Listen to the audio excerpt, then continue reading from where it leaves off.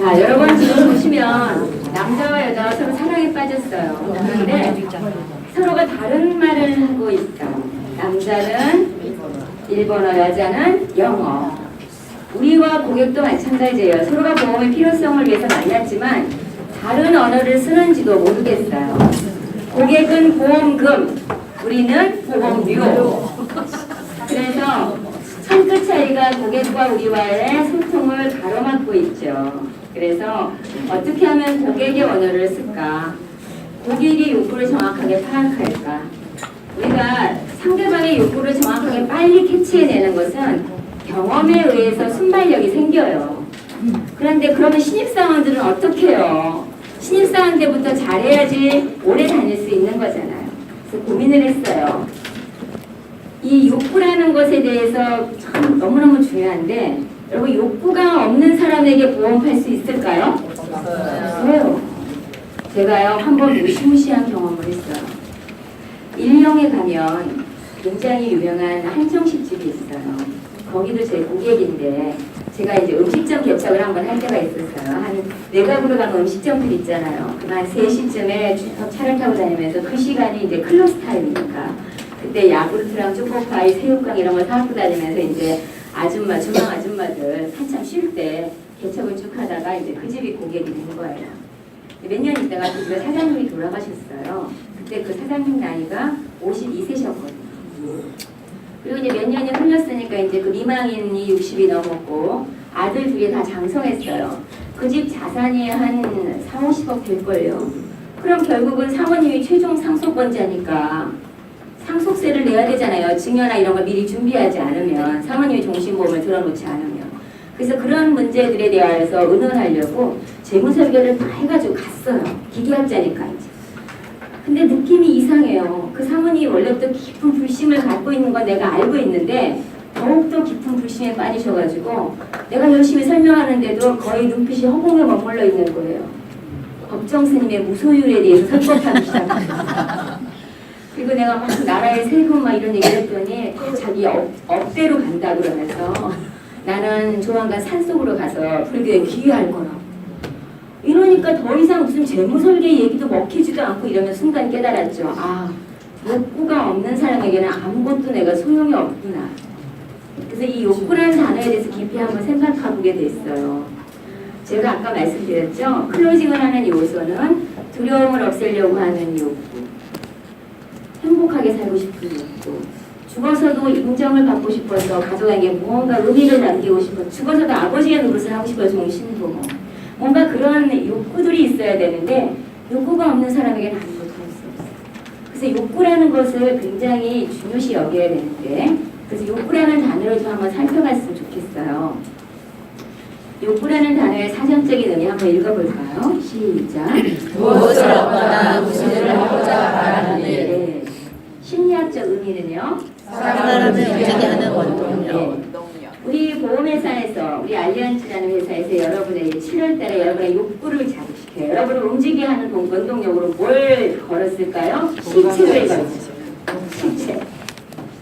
그리고 시책도 중요하지만 내가 움직이려면 내 양심이 설득이 돼야 되잖아요.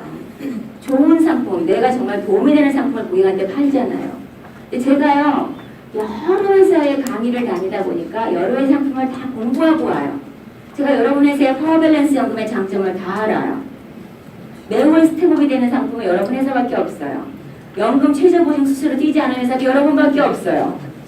그리고 플랫폼으로 펀드가 묶여 있어가지고 시스템으로 자동적으로 움직여요. 그리고 저해지 종신보험도 다른 회사보다 환급률이 10%가 높아요. 이렇게 양심이 설득이 돼야지만 여러분이 자긍심을 갖고 팔 수 있는 거잖아요. 그래서 여러분의 움직이게 하려고 회사에서는 상품 교육도 하고 시책도 걸고 양날의 미끼를 막 주는 거예요. 그럼 여러분들도 고객에게 사고 싶게 하는 욕구를 일으켜야 되잖아요. 그럼 고객이 욕구를 파악하려면 고객의 마음을 열어서 본인이 뭔지 뭘 원하는지 얘기를 해야 되죠. 여러분이 기계학자들한테 왜 잘 팔아요? 그 사람을 잘 알고 그 사람이 원하는 말을 정확하게 얘기해 주잖아요. 그런데 개척 시장이나 소개받는 시장 그걸 잘 모른단 말이에요. 그래서 욕구를 파악하는 방법에서 가장 공통적인 게 상대방 클로징의 달인이 되려면 욕구를 잘 파악해야 되는데 클로징의 달인의 조건이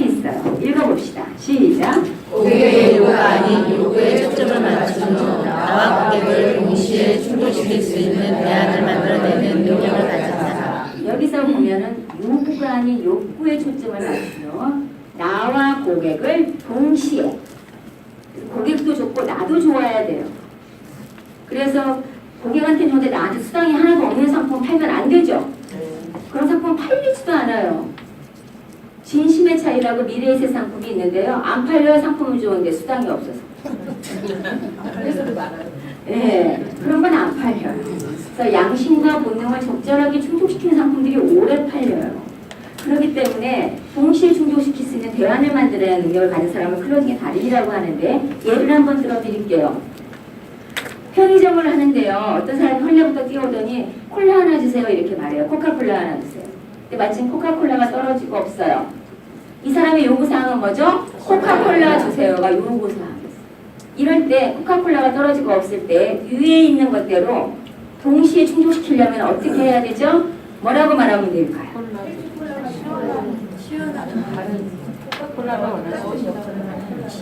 지금 비슷하게 근접해서 나왔어요. 혹시 더워서 찾으시나요? 아니면 톡 쏘는 음료를 찾으시나요? 아니면은 속이 답답해서 좀 칼칼한 음료를 찾으시나요? 더 많이 목이 마르신가요? 이렇게 물어보셔야 돼요. 그래서 지금 속이 지금 니글니글하고 답답해요. 그러시군요. 마침 코카콜라 떨어졌는데 사이다는 어떠세요? 이렇게 상대방한테 의견을 물어주고 존중해주고 해야지. 코카콜라 없어요. 사이다 쓰세요.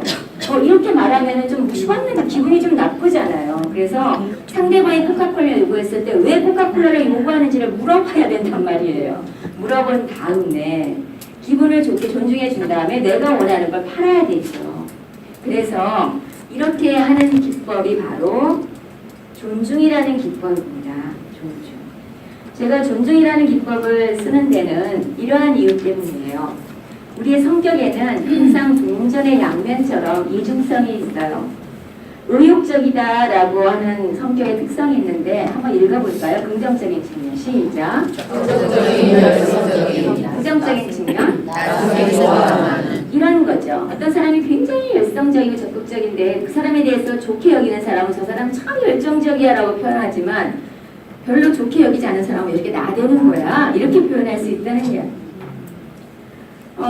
굉장히 보험을 가입을 빨리빨리 해요. 이런 경우에는 굉장히 신속하고 명쾌하다라고 우리 입장에서는 말하지만 그 부모나 와이프가 볼 때는 왜 이렇게 경솔해? 이렇게 표현할 수 있다는 거죠. 모든 성격에는 양면성이 있기 때문에 우리가 한 면만 봐서는 안 되죠. 여러분 여기 지금 까만색 보이잖아요. 우리는 이 색깔을 까만색이라고 하죠. 하지만 아프리카에서는 무슨 색이라고 부를까요? 살색이라고 부릅니다. 맞죠? 그래서 그 어떤 것도 진실이 아니에요. 그렇기 때문에 우리는 항상 중도적인 입장에서 나에게 유리하게 해석해야 되고 상대방의 기분을 좋게 해줘야 돼요.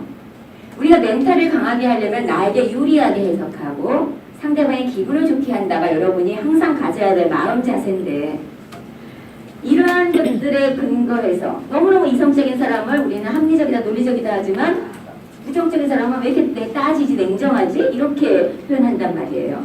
그래서 어떻게 보냐에 따라서 자기의 가치관과 감정에 따라 상대방을 표현하는 게 달라요. 그럼 내가 상대방을 유리하게 보려고 나에게 긍정적으로 끄집어내려면 긍정적인 면을 부각시켜서 상대방의 거절에 대해서 답변해야 되겠죠. 고객이 하는 거절들 한번 쭉 읽어볼까요? 8가지. 시작. 넘어갔어요. 죄송합니다. 시작. 아직 여유가 없어요. 생각해볼게요. 여유가 없어요. 가족하고 의논해볼게요. 자료 한번 보내주세요. 아는 설계사가 있어요. 사사상품과 비교해볼게요. 너무 비싸요. 흔히 여러분 다 들어본 거절이죠? 예. 제가 여러분하고 똑같이 지금도 팔기 때문에 이러한 거절들을 무수히 많이 당해봤어요. 아직은 필요 없으면 그래 네가 아파봐야 알지. 그래서 속으로 막 아직 네가 인생의 쓴맛을 못 본 거지. 그럼 그때 이미 늦어. 막 속으로 막 이럴 때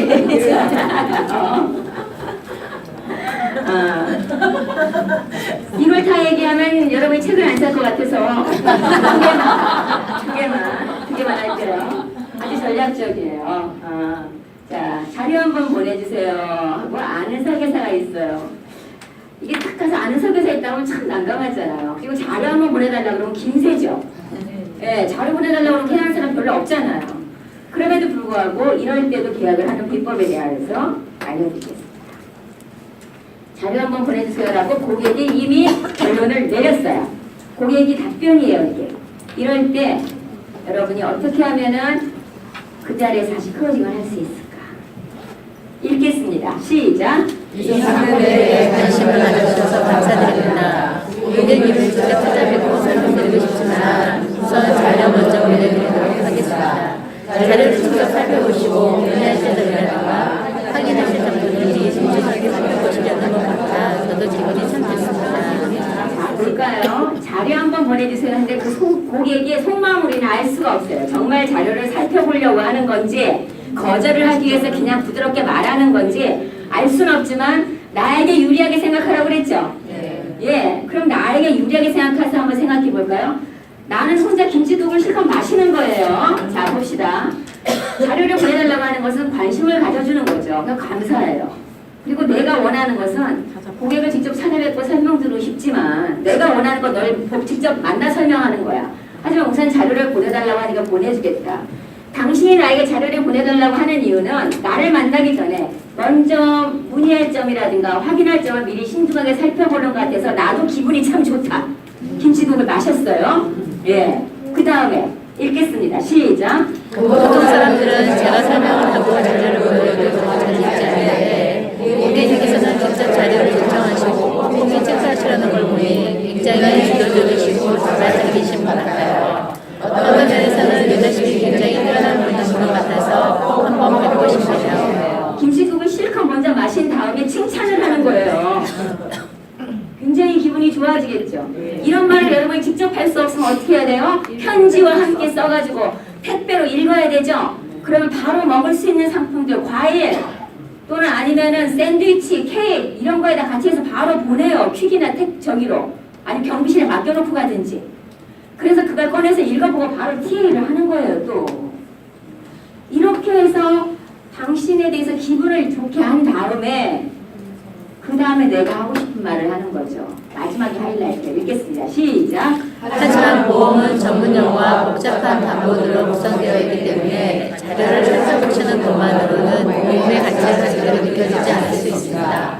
그러므로 시간을 주시면 제가 직접 찾아뵙고 안전을 챙겨드릴 수 있도록 자세하게 설명드리겠습니다. 맞지 않나요? 대부분의 우리 많은 보험회사에서 나온 화법들은 앞에 있는 내용은 생략되고 요것만 나와 있어요. 고객은 이미 자료 한번 보내달라고 일단은 거절을 했는데 내가 그 의견을 무시한 채로 마음을 열지 않은 상태에서 요 얘기만 하면은 됐어요 라고 거절이 나올 게 분명해요. 하지만 당신이 한 것에 존중한다 이거예요. 자료 보내주겠다. 하지만 내가 원하는 건 널 직접 만나는 거다. 당신이 나에게 자료를 보내달라고 하는 이유는 나를 만나기 전에 미리 살펴보려고 궁금한 점을 미리 살펴보기 위해서 하는 거지. 나도 기분이 좋다. 보통 사람들은 내가 자료를 보내 읽지도 않는데 당신은 그런 거기가 참 꼼꼼하고 리더십도 있고 주도적이고 그런 것 같다. 칭찬을 해주면 자기가 미처 생각지도 못했는데 마치 그런 것처럼 읽어야 될 것처럼 막 이제 이렇게 되는 거예요. 내 작전에 말려듣기 시작을 하지요. 그럼 한번 와보세요. 이렇게 되는 거예요. 말 한마디가 천장빛을 갚는 거예요. 이건 굉장히 심리학적으로 굉장히 중요한 거예요. 여러분이 고객이 자료 한번 보내세요라고 얘기할 정도의 단계라면 TA에서 이미 설명을 한 단계잖아요. 거기까지 하는 게 얼마나 어려워요. 그럼 거기서 그 산을 넘어서 열매를 따야지 여러분이 힘을 얻어낼 수가 있어요. 근데 거기서 그냥 실패하면 안 된다는 이야기예요. 맞지요? 네. 그래서 끝까지 최선을 다해서 하나의 고객도 놓치지 않고 이것을 말로 직접 할 수 없다면 편지로 써서 바로 읽힐 수 있도록 선물과 함께 바로 보내라. 그리고 읽으셨어요. 제가 직접 이런 마음이어서 제가 간절해서 이렇게 편지를 보냈습니다. 언제 가면 될까요? 이렇게 또 얘기가 나와야 돼요. 이렇게 해서 여러분이 하셨으면 좋겠고요. 자, 두 번째. 아는 설계사가 있어요. 여러분 가니까 거래하는 데 있어요. 이런 뭐라고 하세요? 네. 예, 또. 우리 여왕님 뭐라고 하세요? 예, 아는 설계사가 있어요. 그럼 뭐라고 하세요? 아는 설계사 다르겠죠. 그리고 저는 다른 사람하고 좀 틀릴 수 있어요. 만약에 이런 거죠. 어떤 사람이 반지를 끼고 있어요. 네, 반지를 끼지 않았는데 굉장히 매력적으로 보여요. 그래서 저랑 한번 사귀실래요? 그랬더니 저 결혼했어요. 그러면 이제 네 그러면 네 그러세요. 그리고 물러오는 사람 저는 다른 사람하고 달라요. 한번 저랑 만나보시겠어요? 지금 이렇게 깜빡이도 안 켜고 들어가는 거예요. 그렇지 않나요? 네. 생각해보면 좀 그렇지 않나요? 그러면은 아는 설계사가 있다고 한 사람은 무슨 의도인지 한번 볼까요? 읽어봅시다. 시작. 참으로 우리가 남다른 분이시죠. 요즘 많은 분들이 작은 이득에도 여기저기 많은 설계사분들과 거래를 하는데 고객님은 이익을 생각하지 않고 인간관계를 소중히 여기시는 것 같아 참으로 존경스럽습니다. 그런데 고객님의 소중한 가족을 위한 보험을 관리해주는 설계사로는 어떤 분을 원하시나요? 네.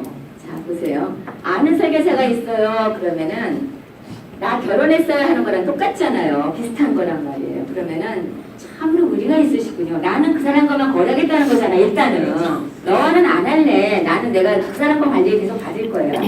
참으로 의리가 있으시군요. 하면서 내가 너에게 의리가 있다고 하는 이유를 구체적으로 지금 내가 설명했죠. 그리고 나서 한마디 하는 거예요. 고객님, 근데 고객님의 소중한 보험, 한 번 가입하면 100세까지 보장되는 그런 보험을 관리해주는 설계사의 훌륭한 조건이 뭘까요? 라고 묻는 거죠. 그럼 뭐라 그래요? 대부분 설계사의 이상형? 뭐죠? 관리 잘해주는 사람, 오래 잘 다니는 사람, 성실한 사람, 그리고 그때그때 필요할 때 잘 와주는 사람, 뭐 이런 거잖아요. 그렇게 말하면은 그러세요. 고객님 어제 용품 꾸셨나봐요. 제가 바로 그런 사람이에요. 이렇게 말하면 굉장히 분위기가 화기애애지면서 유머러스해져요. 그러면서 한마디 하죠. 고객님, 보험 설계사들은 대부분 자기의 경험과 자기의 철학에 따라서 보험을 판매합니다. 한국만만 거래하셨다면 혹시 그분의 좋아하는 상품만 혹시 가입을 하셨는지도 몰라요. 저의 철학과 제가 설계해주는 것도 한번 패턴도 받아보시면 어떨까요? 다른 보험의 좋은 면을 느끼시고 더 좋은 부분을 또 고객님이 아실 수도 있지 않겠습니까? 이렇게 이야기를 하면 훨씬 더 좀 부드럽겠죠. 네. 그래서 이 방법을 쓰시면은 굉장히 좋을 것 같습니다. 이런 식으로 보통 유머러스 하면서도 고객을 칭찬해서 고객이 마음을 열 수 있는 그런 화법들. 돈이 없어요 이런 고객한테 언제는 돈이 있었어? 적금 다 맞을 일이 항상 생기잖아. 돈이 없으니까 더 들어야지 하면서 염장 지르지 마시고 돈 없다는 고객한테는 어떻게 해야 되는지 한번 여러분이 직접 보시면 좋겠습니다. 자, 이렇게 해서 클로징을 했어요. 클로징을 했는데 갑자기 마지막에 사인하시겠어요? 그 말할 때 떨리세요? 안 떨리세요? 떨리죠? 할지 안 할지 가슴이 두근두근 그래요. 이럴 때 그 감정을, 불안해하는 감정을 고객이 느낄까요? 못 느낄까요? 느껴요. 특히 초보자들은 더 느껴서 초보자들이 성공률이 낮아요. 그렇기 때문에 저항 없이 여러분 운전하다 보면 브레이크를 팍 밟으면 차가 출렁하죠. 그런데 브레이크를 서서히 여러 번에 거쳐서 밟으면 스무스하게 멈추듯이 이러한 구렁이 담넘기 정법을 여러분에게 공개해드리도록 하겠습니다. 제가 얼마나 연구를 많이 했겠어요. 엄청난 클로징을 하면서 어떻게 하면은 이거를 할까 연구를 너무나 많이 한 거예요. 저항 없는 클로징, 사인하시겠어요? 라고 할 때 상당한 경우들 전 너무나 많이 겪었어요. 정말 분위기 좋았거든요. 설명할 때 마치 할 것처럼 이건 정말 해야 되겠네 이래놓고 사인하라고 멍뚱한 소리 할 때 황당해요. 상처받아요.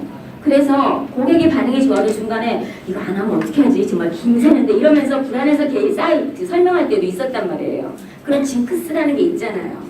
어떤 때 이 옷 입고 가서 계약하다 계약 깨지면 이 옷 안 입고 절대 가죠. 여러분도 그러시나요? 네. 저도 그래요. 그만큼 청약이 소중해요. 내 막걸리니까. 그래서 사인하시겠어요? 라고 물을 때 왜 고객은 주춤할까에 대해서 생각해요. 사인하시겠어요? 라고 바로 물어보면 그때 바로 고객이 결정을 해요. 결정. 이성이 딱 돌아왔어요. 그렇기 때문에 사람의 성향에 따라서 생각해 볼게요. 다음에 할게요. 다른 데랑 비교해 볼게요. 이런 말이 나오죠. 근데 여러분 잘 생각해 보세요. 백화점에 가서 옷을 사는데 딱 보고 설명을 엮고 막 해요. 그런데 사시겠어요? 이러면은 다음에 올게요. 그러고 가잖아요. 근데 막 옷을 막 입혀요. 매니저가 옷을 막 입히잖아요. 하는 옷을 이것저것 다 입다 보면 무언가 하나 사고 나와야 되는 기분이죠. 내가 딱 입어보고 나면은 완전 내 거 같지요. 예. 그런 거예요. 입히는 거예요. 보험을 입힐 수가 있어요.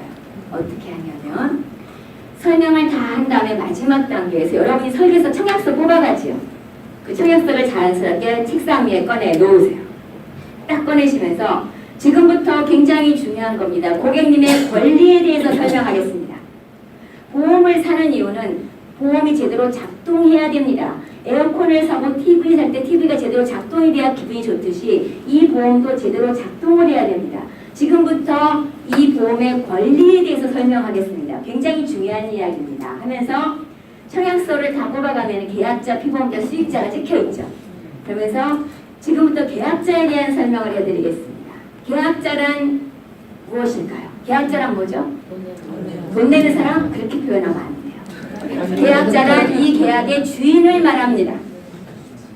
계약자란 이 계약의 주인입니다. 그래서 계약자가 회사에 전화하면 대출도 해주고 해약도 해주고 계약상 조회도 해주고 계약 변경도 해주고 그렇죠? 네. 계약자란 이 계약의 주인을 말합니다.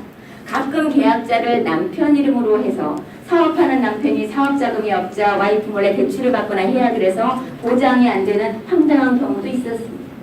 아들 생각 없이 아들 명의로 했다가 아들이 카드값이 밀리자 엄마 몰래 대출 받아가지고 꽝 된 경우도 있었습니다. 고객님은 이 계약을 어떤 누구로 하고 싶으세요? 계약자를. 그럼 당연히 나로 해야지 이렇게 되잖아요. 그러실 줄 알고 사모님으로 해봤어요. 잘했죠? 네, 한번 브레이크 살짝 가야겠어요. 두 번째, 피보험자. 피보험자는 뭐예요? 이 계약의 보장을 받는 대상자, 피를 보는 사람, 피보험 이익을 받는 사람. 이 계약의 보장을 받는 당사자는 사랑하는 아드님입니다. 이렇게 설명을 하는 거죠. 그리고 나서 세 번째가 뭐예요? 수익자. 수익자는 뭐예요? 보험금을 받는 사람.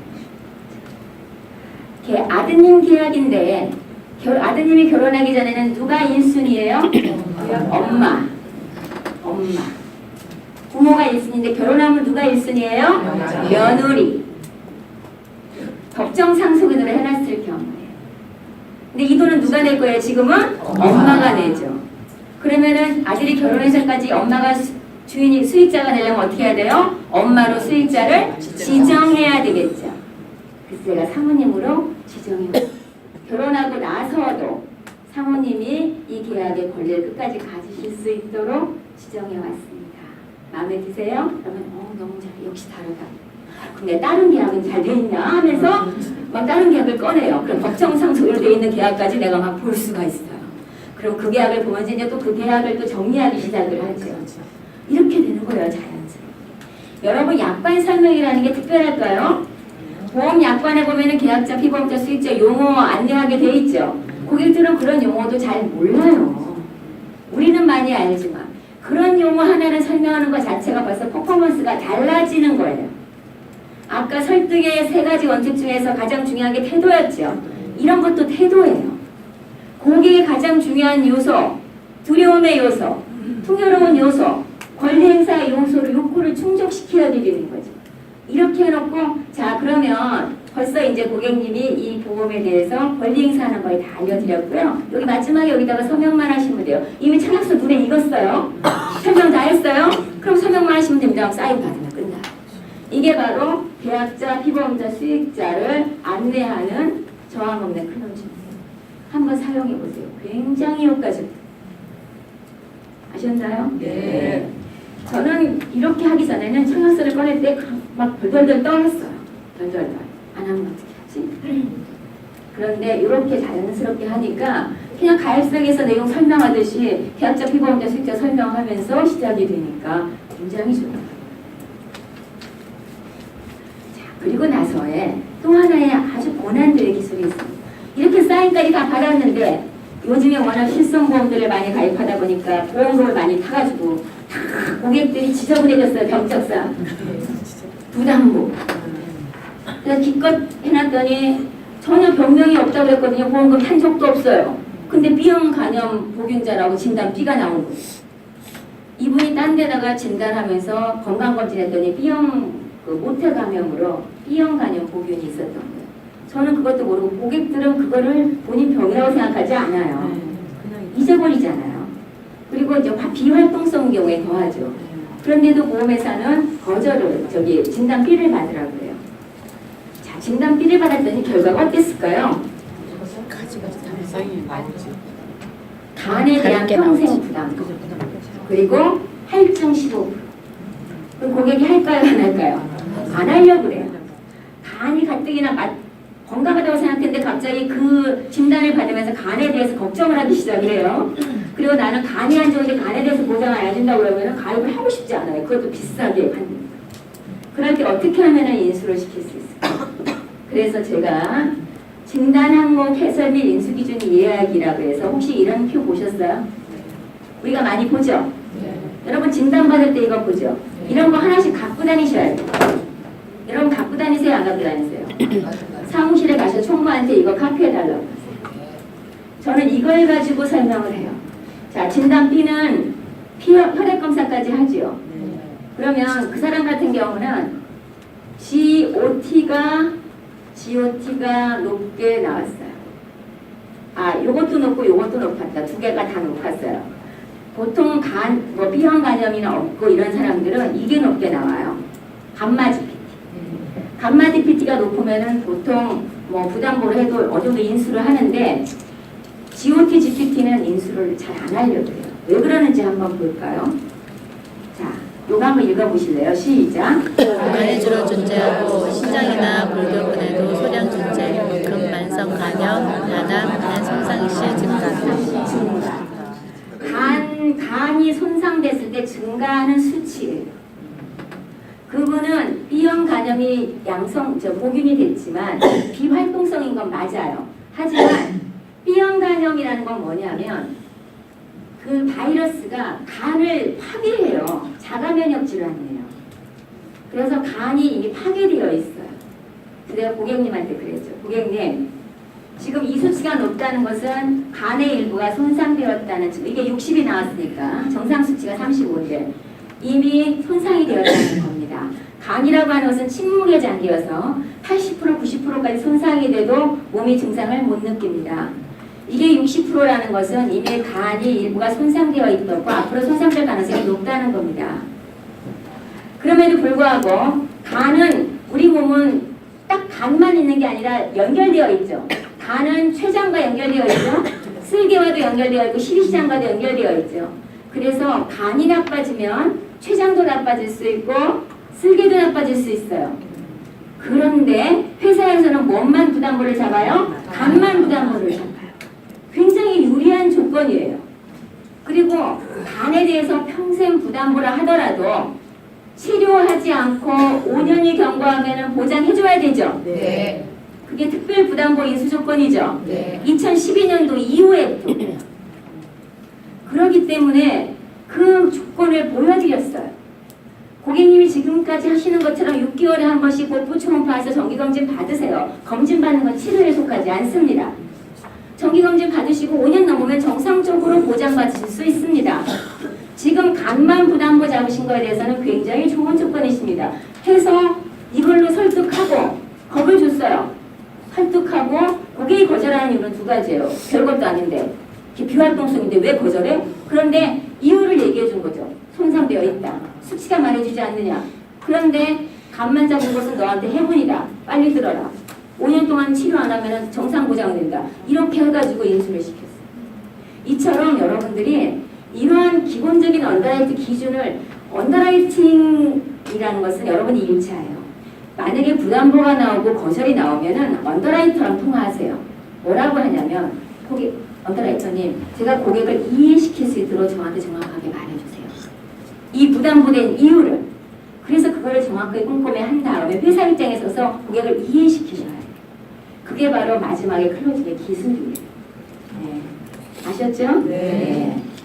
그리고 여러분이 답변이 어려우면 지점장님한테 지점장님들은 이런 것들에 대해서도 잘 해결해 주시면 우리 AA님들이 활동하는 데 굉장히 이렇게 다 있는데 계약 안 되면 얼마나 힘 빠져요.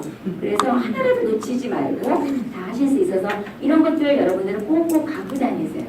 만약에 혈소판이 높게 나왔다 그러면은 혈액 질환, 출혈성 질환을 의심해야 된다. 빨리 병원에 가보세요. 이렇게 해서 겁을 주고 혹시 이럴 때 나머지 가족들은 어떠세요? 하면서도 가족보험까지도 끌어낼 수 있게 이렇게 위험에 대한 인식을 시키면서 하실 수 있었으면 좋겠습니다.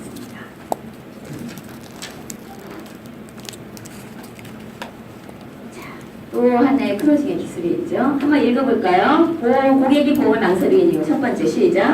보험을 살 일이 없을까봐. 두 번째. 보험을 살 수 없을까봐. 네. 우리 고객이 보험 가입을 망설이는 이유는 나는 팔 일이 없을 것 같아. 살면서 암에 걸릴 것 같지도 않고 죽을 것 같지도 않고 늙어서도 그럭저럭 그냥 살 것 같아. 당장 먹고 사는 게 지금 시급한데 내가 막 보험을 들어 한 달에 거기 20만 원씩 주고 내가 20년 동안 지겨워 죽겠네. 이렇게 되는 거. 그래서 니들을 끌어내는 건 굉장히 중요해요. 기회를 확보하는 차원에서 가족력 실감 확보입니다. 한번 읽어볼까요? 시작. 여러 믿는 유전자는 평화를 전전하고 나쁜 생활 습관은 강화제를 갖는다. 딱 맞는 말이죠. 네, 한번 그림을 볼까요? 이 할아버지가 얘들아 미안하다. 돌아가신데 이 심근경색으로 돌아가셨어요. 근데 하늘에서 보니까 자손들이 대대로 지금 이렇게 아파하고 있는 거예요. 그래서 미안하다고 하고 있어요. 이게 유전이잖아요. 가족력이. 고혈압이 본태성 고혈압 되게 많죠? 네. 우리가 앓고 있는 고혈압의 90%가 본태성 고혈압이에요. 유전 고혈압. 원인을 알 수 없는 유전적인 것을 본태성 고혈압이라고 해요. 양쪽 부모가 고혈압인 경우 내가 고혈압이 될 확률이 70%가 넘어요. 그럼 고혈압은 심근경색을 유발하고 뇌혈관 질환을 유발하고 심부전증을 유발한단 말이에요. 이래서 이런 가족력을 따지는데 심지어 유명한 영화배우 안젤리나 졸리도 얼마 전에 유방 자른 거 아시죠? 네. 유방암에 안 걸렸는데 자기가 유방암에 걸릴 확률이 높다고 DNA 검사했는데 엄마가 유방암으로 돌아가시고 이모도 난소암으로 돌아가시고 최근에 난소도 다 잘랐어요. 근데 지금은 양쪽을 다 잘라가지고 심한 폐경 우울증을 앓고 있어요. 몸무게 39kg예요. 맞아. 네. 그래서 이 가족력 실감화법을 좀 쓰면 좋은데 두 가지 버전이 있어요. 여러분 또래 모임에 가서 재밌게 유머러스하게 쓸 수 있는 그 가족력 실감법인데 그거 하기 전에 이 유전자 변이에 대해 잠깐 설명해 드릴게요. 왜 가족력이 질병의 발병 확률을 높이는지. 자, 두 가지. 유전자가 두 가닥으로 되어 있어요. 그런데 가족력이 있는 사람은 이미 태어날 때 하나가 손상된 상태로 태어나요. 두 가지의 유전자가 두 가닥의 유전자가 다 손상이 되면 그때 비로소 병증이 나타나는데 이미 하나가 손상된 상태로 태어나요. 살면서 나쁜 생활 습관과 유해 환경 때문에 마저 유전자가 손상이 될 수 있어요. 하지만 가족력을 묻는 질문에 이런 말이 나와요. 65세 이전이라는 단어가 나와요. 65세 이전에 부모, 형제, 자매 중에 암이나 고혈압, 당뇨, 심혈관, 뇌혈관으로 진단을 받거나 사망하신 적이 있습니까? 라고 묻습니다. 중요한 포인트는 뭐예요? 65세 이전이에요. 그래서 이렇게 젊은 친구들한테 그림을 그려가면서 여러분들 혹시 오래 다니신 분들 고객 수가 늘어납니까 줄어듭니까? 늘어나죠. 진짜요? 네. 오래 다니시면 고객 수가 저는 줄어드는 것 같은데요. 왜냐하면 내가 신규 고객을 개척하지 않고 내 고객들이 자녀를 낳잖아요. 그 자녀들이 장사하면 그 자녀들이 보험을 들어야 되는데 그 자녀들이 보험을 드나요? 안 들어요. 엄마가 돈 내준데도 사인을 안 해요. 그 싸가지 없는 거죠. 맞죠? 왜 그런지 알려드릴까요? 우리 또래의 고객들은요 경험의 세대예요. 경험으로 본인이 연약함을 알고 준비하는데 20대 애들은 검색의 세대예요. 여러분 말보다 네이버나 더 친해요. 우리가 알고 있는 지식보다 그 지식이 더 많다는 이야기예요. 우리가 쓰던 옛날의 화법을 그대로 구사하면요 신선하지 않고 여러분하고 대화를 안 하려고 그래요. 좀 더 논리적이고 정확하고 좀 과학적이고 좀 있어 보이는 화법들을 연구해서 여러분이 다가가야 돼요. 나를 아줌마로 만만하게 보지 마. 나 전문 설계사야 라고 하려면 여러분이 발전하시 계속 개발해야 된다는 거예요. 가족력에 대한 얘기를 하려면 엄마 혈압약 먹고 있지? 그러면 왜 가족력이 빨리 발생하는지 이유를 얘기해 주면서 여러분 그림 그리면 설명하실 수 있어야 돼요. 간단하게 이렇게 그림을 그려가면서. 그리고 통계자료도 보여주고 미리 준비해야 돼. 이렇게 얘기를 하실 수 있었으면 좋겠습니다. 자, 그래서 우리 동료들끼리 쓸 수 있는 내 또래 검색의 경험의 세대끼리 쓸 수 있는 화법과 또 젊은 층에게 쓸 수 있는 화법들 한번 두 가지를 준비했는데 한번 읽어볼까요? 가족력 실감 화법 시작. 고객이 식사하는 한 번의 남편과 5번 이상 요리를 하지 않습니다. 아무리 잘 먹이고 고기를 충전시켜도 5번이나 보면 파트너한테 혼자가 같습니다. 그런데 놀랍게도 새로운 상담으로 파트너가 바뀌면 즉시 원리가 이동될 뿐만 아니라 하루 종일 나쁜 스타일이 아니라 스포츠로 나왔습니다.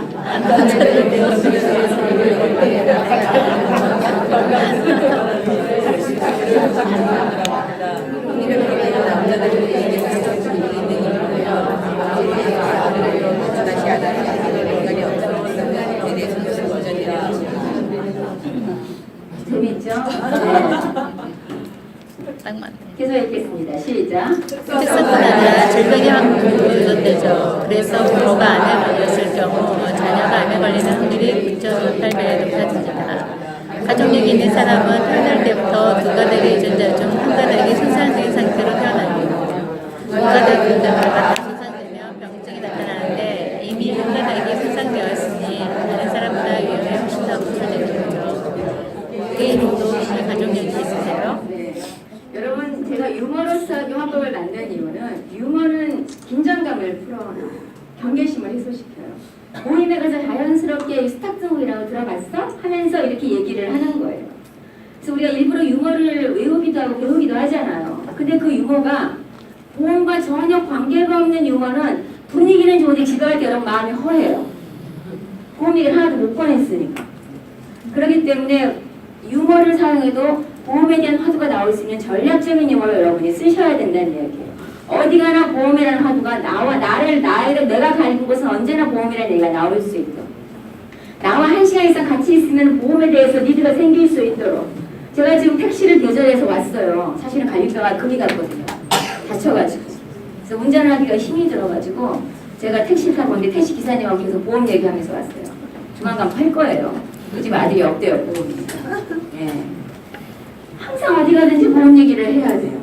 해야 되는데 이처럼 이렇게 해서 얘기를 했고, 제가 고객님도 혹시 가족력이 있으세요라고 질문을 했어요. 그 다음에 여러분이 해야 할 일은 뭘까요? 질문한 다음에 기다려야 돼요. 고객이 대답할 때까지 침묵을 견디셔야 돼요. 그 침묵을 못 견디고 계속 얘기하면 혼자 독백만 하게 돼요. 그 침묵을 그냥 많이 쳐다보고 기다리세요. 그럼 고객이 글쎄요, 있나? 뭐 이렇게 말하기 시작을 할 거예요. 그래서 침묵을, 대화하는 걸 여러분이 꼭 기억하셨다가 물으면은 답할 때까지 기다려라. 두 번째 버전이에요. 안젤리나 졸리 버전 읽겠습니다. 시작. 안젤리나 졸리 아시죠? 안젤리나 졸리의 어머니도 유방암에 걸려서 사망했는데 본인도 유전자 검사를 해보니 유방암 확률이 87%에 달했고 결혼당 진단을 받고는 암에 걸리지 않았음에도 불구하고 유방 절제술과 난소 점철술까지 받았다고 합니다. 이처럼 유명인 또한 가족력으로 미래의 병을 알아보고 이에 따른 치료를 사전에 실시하고 있습니다. 네, 계속 읽겠습니다. 시작. 그러므로 이제 치료는 물론이고 보험 가입 또한 예측 가능한 질병을 파악하여 그에 맞게 해야 합니다. 혹시 사장님께서는 보험 가입 시 사장님의 가족력을 확인해보고 가입하셨나요? 네. 이렇게 해서 질문했으면 어떻게 한다고요? 기다려라. 침묵을 견뎌라. 그래서 일방적인 독백이 아니라 대화를 하면서 여유를 가지고 상담을 끌어내셨으면 좋겠습니다. 이게 바로 나는 보험금 탈 일이 없을까봐라고 하는 고객에게 가족력으로 접근을 하면 젊은 세대한테도 이 화법은 굉장히 잘 고객이 이해하는, 잘 먹히는 그런 화법입니다. 마지막으로 이제 약관 활용 실감 화법. 여러분 많이 옛날에 제가 보전자산 할 때도 보셨죠? 이거에 대해서 마지막에 약관을 가지고 어떻게 하는지 화법을 그대로 책에다 실어놨어요. 오늘 그 얘기를 좀 해볼게요. 자, 고객이 보험가입 망설이는 이유 중에 두 번째가 보험금을 탈 수 없을까 봐요.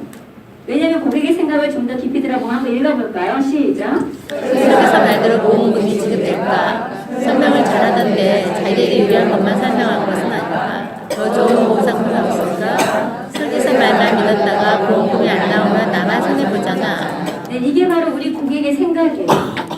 고객과 우리나라에 보험이 들어온 지가 100년이 넘었어요.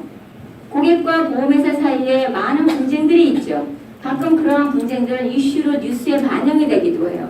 그러면 내가 경험을 했든 안 했든 간에 고객들은 그거에 대해서 긴장감과 경계심을 갖고 있어요. 특히 내 기존 고객들은 나를 신뢰하지만 처음 보는 고객들, 낯선 고객들은 DB로 할 때 되게 잘 계약이 안 되는 이유들이 이런 거죠. 과연 정말 잘 줄까? 보험회사 빌딩 우리 돈으로 했다는데 저보다 도둑놈들이야 뭐 이런 말들을 하는 경우들도 가끔 있잖아요. 그래서 이런 경우죠. 제가 20대 때는 멋모르고 당신을 내 절대 눈물 나게 안 할게, 행복하게 해줄게, 그 말을 100% 믿었어요. 그런데 신혼여행 가면서부터 울기 시작해가지고 제가 많은 상처를 받았거든요. 지금 남자가 만나서 어떤 남자가 저한테 나랑 결혼해주면 저 한강변에 있는 자기 아파트에 살게 해주게 그럼 믿을까요? 안 믿어요. 여러분들도 안 믿으실 거예요. 단 내 앞으로 된 등기관리증을 갖고 오면 저는 믿죠. 지금의 고객이 그렇다는 거예요. 다 재혼이에요. 고객들은 초혼이 별로 없어요. 그렇다면 법적인 문서가 필요해요. 약관은 뭐예요? 민법으로 고객의 권리를 보장해주는 법전이죠. 예, 그게 바로 약관이에요. 가입설계서와 브루셔에는 얼마큼의 보험금을 준다는 내용만 써있지만 약관에는 어떤 종류의 암들을 보장하는지 언제부터 효력이 발생하는지 어떤 절차에 의해서 보험금들이 지급되는지가 명확하게 나와 있어요. 그래서 설득을 하는데 가장 중요한 요소가 뭐였다고요? 태도. 처음에 접근할 때는 브루셔를 가지고 접근하고 마지막에 클로징할 때는 약관을 가지고 시작하는 거예요. 근데 여러분이 약관을 가지고 하는 게 어려운 이유가 일단 CD로 되어 있다. CD 출력하니까 엄청난 많은 분량이 몇백 페이지가 나오죠. 종이는 엄청나게만 글씨도 작죠. 반복적인 용어들이 계속 나오죠. 어디를 무엇을 어떻게 해야 할지를 몰라요. 근데 여러분 상품이라고 하는 게 무엇의 조합이에요? 담보의 조합이에요. 상품은. 맞지요? 아무리 무수하게 많은 상품이 있어도 담보들이 비슷비슷하게 구성되어 있고 이름만 바꿔서 나와요. 생명보험, 화재보험 통틀어서 담보의 종류가 다 몇백 가지가 넘나요? 아니에요. 사망담보, 성인병담보, 암담보, 수술담보, 장애지급률담보, 수술담보, 그 다음에 실손담보, 시야의담보 그거예요. 그런 것들을 조합한 거란 말이에요. 그래서 약관에서 담보들만 빼가지고 이렇게 요약본을 만들었어요. 퍼포먼스라고 그랬죠. 약관 내 고장 분류 코드 분류표 해가지고 이렇게 만들어서 갖고 다니는 거예요. 그러면 고객들이 어떤 상품의 니드를 가질 때 어떤 사람이 갑자기 들어가시면 사망에 대한 담보에 관심이 있고 어떤 사람은 암에 관심이 있고 어떤 사람은 치매에 관심이 있고 그렇잖아요. 그러면 그 고객에 관심 있는 담보를 설명한 다음에 약관 분류 코드를 보여주는 거예요. 예를 들어서 암에 대해서 설명했다. 통합보험을 설명했다. 그럼 암에 대해 설명한 다음에 고객님 암의 종류가 C에서 C97까지 여러 코드들이 있고요. 과거에는 경계성 종양이었는데 요즘에 아무리 편입된 D45, 46, 7처럼 혈액암 종류들도 있습니다. 그리고 지금까지 현재까지 인류가 발견한 암의 종류가 무려 270가지가 넘는데 그 얘기를 다 할 수 없어서 13번에 불명확한 속발성 및 상세불명 부의 암이라고 한꺼번에 표기해놨습니다. 그리고 주석에는 현재까지 보장하는 암뿐만 아니라 앞으로 발견된 암도 보장해준다고 써있습니다. 이런 얘기를 해주는 거예요. 그래서 이런 것들을 제가 합법으로 정리한 게 뒤에 나오는 거예요. 한번 같이 읽어볼까요? 시작! 가입설계서에는 어떤 종류의 암을 정확하게 보장하는지, 언제부터 효력이 발생하는지, 어떤 서류가 있어야 보험금이 나오는지 나와 있지 않습니다. 하지만 약관에는 고객님이 보험금을 들 수 있는 여러 가지 절차와 항목들에 대해서 나와 있습니다. 여기 보니까 암에 대한 종류들이 쭉 나와 있는데 암이라고 하는 것은 세포의 병이 되는 것입니다. 우리 몸에 검사를 보셔야 모든 것에 암이 생길 수 있기에 종류가 많은 것을 확인할 수 있습니다. 지금까지 발견한 암의 종류는 대략 270여 가지인데 그것을 전부 나열할 수 없기에 여기 보시면 불명확한 상세불명의 암도 보장한다고 되어 있습니다. 나가서 보면 존재하지 않지만 존재하지 않는 것을 존재한다고 나와 있습니다. 네, 훨씬 다르겠죠. 마지막에 클로징할 때 약관을 가지고 보여주면서 설명을 하면 고객님이 공부를 할 수 없을까봐 걱정해서 망설이지 않는다는 이야기예요. 이게 바로 퍼포먼스예요. 특히 개척을 할 때, 집단 개척을 할 때 다른 설계사와 경쟁할 때 훨씬 유리한 위치에 정할 수 있죠. 요 밑에 있는 내용을 보면은 밑에 6차 개정, 여기 앞에 계신 분 큰 소리로 한번 읽어볼까요? 시작. 제6차 개정으로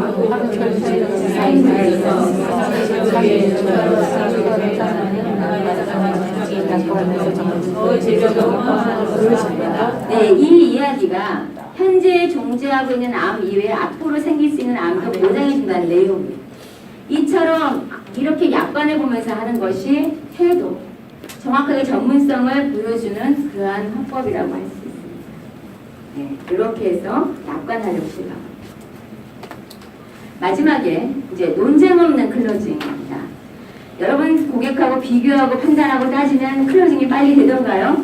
안 되죠. 논쟁은 논쟁을 불러일으킵니다. 논쟁 없이 강력하게 할 수 있는 클로징이 있습니다. 그 이유는 감정은 엔진 역할을 하지만 비교하고 판단하고 논쟁하는 것은 이성을 자극하는 거예요.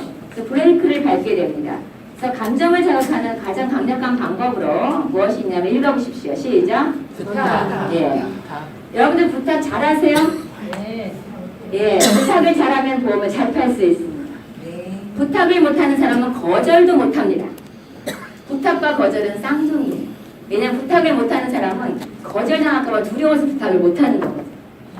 그렇지 않나요? 그래서 누군가 부탁을 해오면 마음이 짠해가지고 거절을 또 못해요.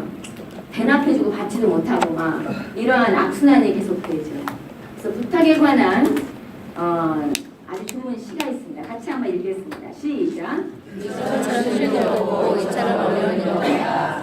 사람을 때때로 부탁하며 살 줄도 알아야 합니다. 부탁하는 것은 주위에 무궁화가 있다는 뜻이며 사람과 사람 사이에 끈끈한 정이 흐르고 있다는 증거이다. 목표를 이루고자 하는 사람은 부탁에 익숙해져 있다. 부탁하지 않는 사람은 어떤 일도 해내기 어렵다. 네. 계속 읽겠습니다. 시작. 부탁하는 사람은 오랫동안 자존심이 상할 수 있지만 부탁하지 않는 사람은 평생 동안 자존심이 상할 수 있다. 부탁하면 최소한 원하는 것을 얻을 수 있는 기회가 주어지지만 부탁하지 않으면 그 기회가 주어지지 않으면 괜찮아. 시작. 항상 마음을 열어놔야 한다. 자신보다 다른 사람에게 부탁하는 것을 하면서 신세를 다른 사람이 신세를 들어주지 않는다. 부탁할 수 있다는 것은 축복이다. 여러분 제발 부탁 좀 하세요. 그래서 여러분이 부탁하는 멘트도 화법으로 만들어놨어요. 같이 읽겠습니다. 시작. 여기 날짜를 바꿀까요? 7월 1일 오늘 7월 1일인데 해서 시작하겠습니다. 시작. 우리 오늘 7월 1일이에요. 만약에 고객께서 오늘 예약을 해주신다면 저희에게 부탁하고 계십니다. 고객이 전화를 넣으시고 인도를 분이 절차를 준비해 주신다면 저는 앞서 네, 이렇게 생각하는 거예요. 여러분이 어떠한 이렇게 배운 대로 약관을 가지고 정말 친절하고 전문성 있게 설명을 마친 다음에 마지막에 고객의 부탁으로 클로징을 하면 고객이 뿌듯해져요. 나도 이 사람에게 무언가 해줄 수 있겠나 하고 자긍심을 자극할 수가 있어요. 보험은 그 사람 좋으라고 하는 거에 당당해라. 이런 것도 여러분 쫄지 말라고 얘기를 하는 거지만 사실은 마지막에 고객에게 겸손하게 부탁으로 마무리 짓는 것이 굉장히 중요합니다. 옆 사람하고 한번 부탁 한번 오늘 해볼까요? 한번 옆 사람하고 입을 열어서 한번 해봅시다. 합시다. 이거는 되게 중요해요.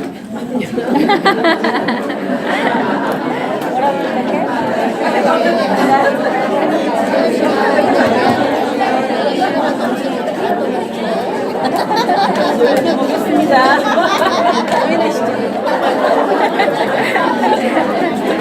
각서 써야 되나요? 네.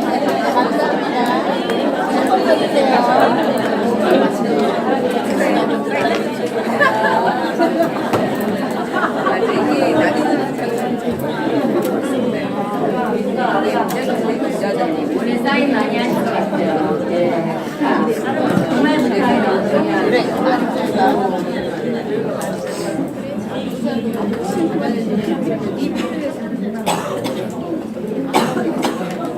뭐니뭐니해도 가장 강력한 클로징을 알려드리겠습니다. 가장 강력한 클로징, 최강 클로징. 자, 개미가 자기의 몸집보다 더 큰 나무를 들고 있어요.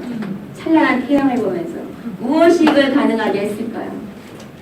이것을 기필코 자기의 집으로 가져가겠다는 열정이 이것을 가능하게 했어요. 이번 달에 기필코 내 목표, 기존의 4, 5, 6의 모든 목표의 15%를 달성해서 깜짝 서프라이즈 시상을 탄다. 동강의 레프팅을 간다. 종이호일 40개를 확보한다. 이게 나의 목표예요. 이거를 하고자 하는 모든 일념이 클로징을 가능하게 합니다. 그래서 왜 지금인가에 대한 이야기를 해야 돼요. 여러분, 저는요 26년간 보험을 파면서 너무너무 많은 경험을 했어요. 제가 직단을 개척하는데 6개월간 내 사탕을 거의 한 보따리나 먹은 남자가 있어요. 등치는 산만해 가지고 한식당 요리사였는데요. 키가 1m 한 90되나 봐요. 등치가 이래서 딴 사람들 사탕 하나가 되는 그 사람 한 주먹씩 집어가요. 보험도 안 들면서. 정말 얄미웠지만은 싫은 내 색도 할 수 없고. 그랬더니 어느 날 이 사람이 양심 고백을 하더라고요. 그동안 사탕을 너무나 많이 먹어서 미안해서 안범을 하나 들겠다. 그래서 내가 고맙다고 그랬어요. 자고 인간 승리래요. 하도 안 내고 항상 주셔서 고맙다. 그러면 지금 당장 오늘 가입하실래요? 그랬더니 아니래요. 다음 달이 보너스 달이야. 다음 달에 드릴게요. 내가 그 인간 성격을 알거든요. 그래서 내가 그러시라고 그랬죠. 그래서 다음 달에 했어요. 그런데 2달 있다 그 사람 맹장이 터진 거예요. 복막염이 돼가지고 수술을 했어요. 배를 갈고. 운 좋게 대장암 초기. 그때는 대장 정막내암도 아닐 때였어요. 그런데 2달밖에 안 됐어요. 보험금이 안 나갔어요. 그때 이후로 저는 깨달은 바가 있어요. 암은 가입한 날로부터 90일이 지난 다음 날부터 조직검사 결과가 나온 날 기준이에요. 자, 그렇다면 내가 그 사람이 그날 나에게 보험 얘기를 물어봤다는 것은 그 사람에게 그 정보가 필요했기 때문이죠. 내가 그걸 그때 깨달았으면 그날 가입을 시켰어요. 그래서 제가 이 일을 하면서 깨달은 철학이 있어요. 나에게 일어나는 모든 일은 나를 위해서 일어난다. 내가 지금 갈비뼈가 부러졌기 때문에 내 차를 운전을 못하고 택시를 타고 왔죠. 이거에 대해서도 감사하게 생각해요. 그 택시기사를 만나서 보험 팔라고. 나에게 일어나는 모든 일은 나를 위해서 일어난다. 기대하게 돼요. 그러면 고객이 멈칫거리고 사인을 하면은 여러분이 탕수육을 시켜요. 그리고 탕수육을 같이 먹으세요. 그리고도 사인을 안 하잖아요. 그러면 계속 트레이 보고 놀다가 족발을 또 시켰어요. 그리고 왜 안 가냐고 그러면 한마디 하셔야 돼요. 고객님, 내가 이 일을 하다 보니까 철학이 생겼습니다. 고객님이 오늘 나를 만나서 60억 인구 중에 그 무수히 많은 사람 중에 해피리온 오늘 나를 만나서 이 보험에 대한 얘기를 나누는 것은 고객님에게 이 정보가 필요하기 때문이라고 저는 알고 있어요. 제 무수한 경험을 통해서. 내가 만약에 오늘 고객님에게 사인을 받지 않고 그냥 간다면 저는 죄인이 될 줄입니다. 그렇기 때문에 오늘 저는 기필코 사인을 받고 가야만 합니다. 라고 해서 끝까지 버텨야 돼요. 그게 바로 최강 클로징. 여러분 하실 수 있겠습니까? 하셔야 돼요. 저는 그런 경우를 너무나 많이 경험을 했어요. 절대 안 물러납니다. 그리고 오늘 가입하지 그러면은 오늘 가입하지 못하는 구체적인 이유라도 말해달라고 하셔야 돼요. 아셨나요? 네. 그래서 클로징의 가장 강자는 뭐라고요? 끝까지 들이댄다. 끝까지 들이댄다. 왜냐하면 나에게 일어나는 모든 일은 나를 위해서 일어나고 그 고객이 오늘 만나서 나를 만날 보험 얘기 들은 것은 그 정보가 필요했기 때문이다. 아셨나요? 네. 그래서 왜 지금인가에 대해서 이야기하셨으면 좋겠습니다. 자, 이 책의 활용법에 대해서 얘기해 드리겠습니다. 공자님 말씀인데요. 여기 위에가 글자입니다. 읽어봅시다. 시작. 마지막으로 제가 하나 더 붙였습니다. 읽겠습니다. 시작. 소리내어 읽으면 알 수 있다. 네, 여러분 듣는 근육과 할 수 있다. 여러분 듣는 근육과 말하는 근육은 다릅니다. 들을 때는 다 이해되어 있지만 여러분이 말할 때 입이 잘 안 떨어지죠. 저처럼 하시려면 무수히 많이 읽고 연습하셔야 돼요. 그래서 이 책을 소리내서 읽으셔야 돼요. 소리내서. 복사해서 막 돌려보는 거 저작권 침해예요. 아셨나요? 네. 네. 소리내서 읽으셔야 돼요. 그리고 말로 없으면은 여기 있는 모든 거절책 한번 다 적혀 있거든요. 편지로 써서 여러분이 선물과 함께 전달해서 다시 만날 수 있는 기회를 얻으셨으면 좋겠습니다. 12,000원? 한번 읽어보겠습니다. 시작. 영원한 가지에 오직 한 가지로 부착했다. 그것은 바로 사람을 만나는 일이다. 밖에 나가서 사회에 가서 사람들에게 자신의 일을 생각할 수 있는 행복한 사람이라면 그 사람은 성공할 수밖에 없습니다. 네, 제가 말씀드렸죠. 하루에 4-5명의 사람에게 내 상품을 진열하는 거. 진열할 때 이왕이면 태도를 굉장히 잘하려고 아까 부르셔 사용하는 거, 약관 사용하는 거. 고객하고 대화할 때 존중하는 기법, 혼자 독백하지 않고 대화하는 기법들, 이런 것들을 사용해서 오늘 고객님과 항상 여러분들이 앞으로 이렇게 이런 일을 반복하시면 끊임없이 기회를 얻을 수 있고 내 상품을 잘 파실 수 있을 거라 생각합니다. 그리고 하나, 멘탈이 중요합니다. 제가 이 일을 해보니까요, 아무리 내가 노력해도 우리는 타인의 호의를 입지 않고는 생존이 불가능한 직업이더라고요. 맞지요? 고객의 호의를 입어야 돼요. 그러기 위해서 제가 초월적인 존재한테 항상 기도합니다. 근데 제가 가끔 이 일을 하다가 너무나 멘탈이 빠지고 지쳐버리면 정신이 멍해갖고 기도할 힘조차 없을 때가 있어요. 그래가지고 기도 상자를 만들었어요. 그래서 내가 원하는 것을 여기다 적어 넣는 거예요. 그 나의 모든 기도는 그분께 접수되었다.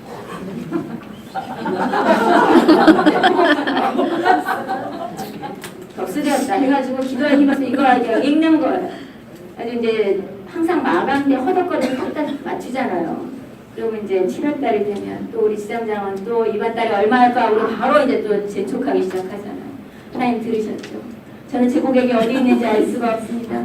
보험들 재력이 있는 사람, 보험이 필요한 사람들이 제 이름이 떠올라 저한테 전화 좀 하게 해주세요. 주적으로 있더라고요. 그래서 사람들이 저를 볼 때마다 저를 환영하게 해주세요. 제가 그들에게 은혜를 잊기를 원합니다. 이러면서 기도를 합니다. 25일이 되면 하는 기도가 있어요.